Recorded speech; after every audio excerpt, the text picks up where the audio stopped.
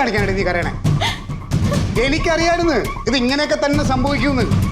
അവൻ പറഞ്ഞ തോന്നിയാസം കണ്ടില്ലേ? അവനിപ്പോ സ്ത്രീധനം വേണം പോലും. എടി എന്തോരം നല്ല ആലോചന നിനക്ക് ഞാൻ കൊണ്ടുവന്നു.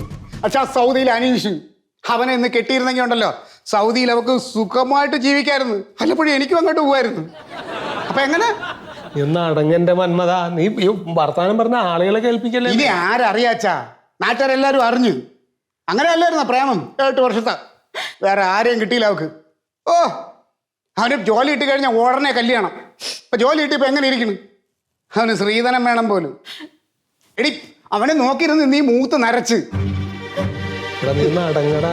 എന്തോരം പ്രാവശ്യം അവളെ ഉപദേശിച്ചാണ് തത്തയ്ക്ക് പറഞ്ഞു കൊടുക്കും പോലെ ഓരോ കാര്യങ്ങള്. അപ്പൊ അവക്ക് അവൻ തന്നെ മതി.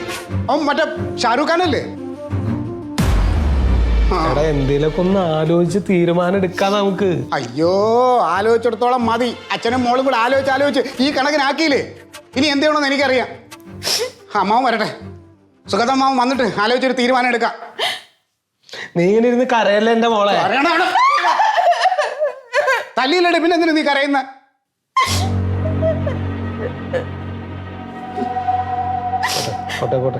കരഞ്ഞു കാണിച്ചല്ല ആവുമല്ലോ അല്ലേ? എന്റെ മനസ്സലിയൊന്നുമില്ല, ഈ ഇരിക്കുന്ന മനുഷ്യന്റെ മനസ്സിലെ പാലിയും. അത് തന്നെയാണ് നിന്നെ ഇത്രയും നാൾ ഭക്ഷണമാക്കിയത്. നീ കരഞ്ഞു കാണിച്ച് അച്ഛൻ നിന്റെ താളത്തിലൊത്ത് തുള്ളി. കരയല്ലേ മോളെ? അയ്യോ, ഒരു കുപ്പി പാലും കൂടെ കൊടുക്കച്ച. കരയല്ലേ മോളെ? കൊച്ചിനൊരു സമാധാനം കൊടുക്കുമെന്നതാ. അവളുടെ സമാധാനം പോണച്ചാ. നമ്മുടെ സമാധാനം കളഞ്ഞില്ലേ അവള്? അവളുടെ സമാധാനം പോണം.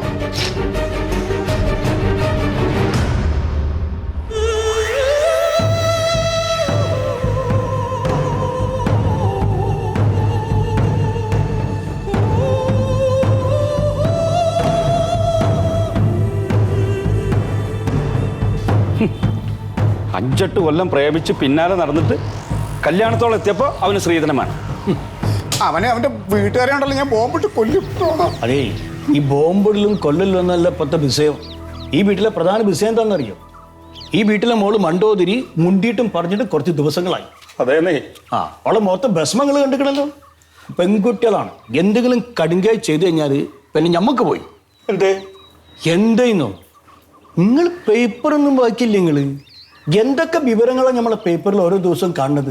നിസ്സാര കാര്യങ്ങൾക്കാണ് കുട്ടികൾ ആത്മഹത്യ ചെയ്യണത്.